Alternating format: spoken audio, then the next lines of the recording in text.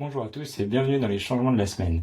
Cette semaine, on va voir ensemble quelques changements qui ne sont pas visibles sur la version officielle de Deltalytics, mais sur la version bêta. Donc je vais vous montrer comment y accéder. C'est simple, il suffit d'aller sur l'adresse beta.deltalytics.app. Donc je vais vous montrer tout de suite, beta.deltalytics.app. Voilà, de se connecter. Là, je vais me mettre en français. Et il suffit en fait de vous connecter avec vos identifiants que vous utilisez habituellement pour accéder à cette version. Donc je vais commencer maintenant. Là, on se connecte tout de suite sur mon compte de test et on voit qu'il y a donc quelques nouveaux changements et notamment cette partie où on va voir différents onglets. Donc le premier onglet qui est le widget, donc la vue que vous connaissez actuellement. Et ensuite, on a une vue tableau qui est le tableau comme celui qu'on retrouvait dans les widgets précédemment. Cette fois-ci, il a une vue dédiée, donc ça permet de le repérer plus simplement et d'y accéder plus rapidement. Également la partie compte, on va pouvoir gérer les différents comptes. Là, j'en ai un seul qui n'est pas encore configuré, mais sinon ça apparaîtrait ici.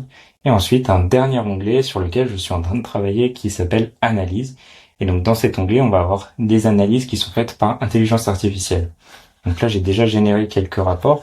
Donc on voit l'analyse globale, donc qui va utiliser toutes les données de trading pour faire une analyse avec quelques statistiques. On a aussi l'analyse par instrument, donc qui va regarder les instruments que vous tradez et les résultats sur chacun des instruments, vous donner des recommandations, etc. On voit d'ailleurs juste ici. Pour l'instant, l'analyse est en anglais parce que je l'ai généré en anglais. Et si je reprends, que je clique sur supprimer et que je régénère l'analyse, étant donné que là ma version est en français, ça va normalement générer la recommandation, l'analyse en français. Donc on va attendre quelques temps, le temps que ça génère. Et là on voit que tout ça est généré en français. Pour l'instant, tout ça est en bêta puisque c'est pas encore stable. J'ai pas encore géré tout ce qui est performance, etc.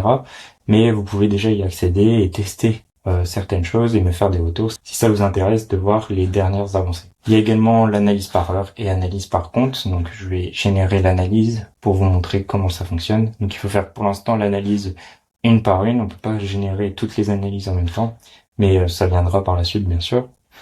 Donc voilà, par contre, étant donné que j'ai qu'un seul compte, forcément, on va avoir des statistiques uniquement pour ce compte-ci.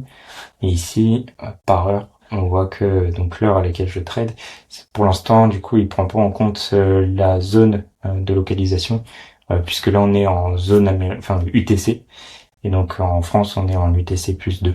Donc, c'est bien de 8. Je trade bien de 9h à 10h. Donc voilà pourquoi on a cette information-ci. Et donc on peut voir même que de 10h à 11h, une fois j'ai tradé à cette heure-ci et que la performance était moins bonne. Donc voilà pour les changements de cette semaine. Il y a aussi une augmentation des tarifs qui va arriver donc pour le paiement lifetime qui va passer à 300 euros.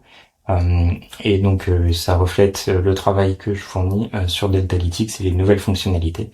Donc forcément le prix va évoluer au fur et à mesure. Mais le prix mensuel, trimestriel et annuel restent les mêmes. Il n'y a pas eu beaucoup de changements sur les dernières semaines. J'étais un peu occupé et je travaille aussi sur une autre version de Deltalytics destinée aux entreprises. Donc je vous en dirai plus dans les mois à venir. Je vous souhaite à tous une très belle semaine de trading et je vous dis à la semaine prochaine.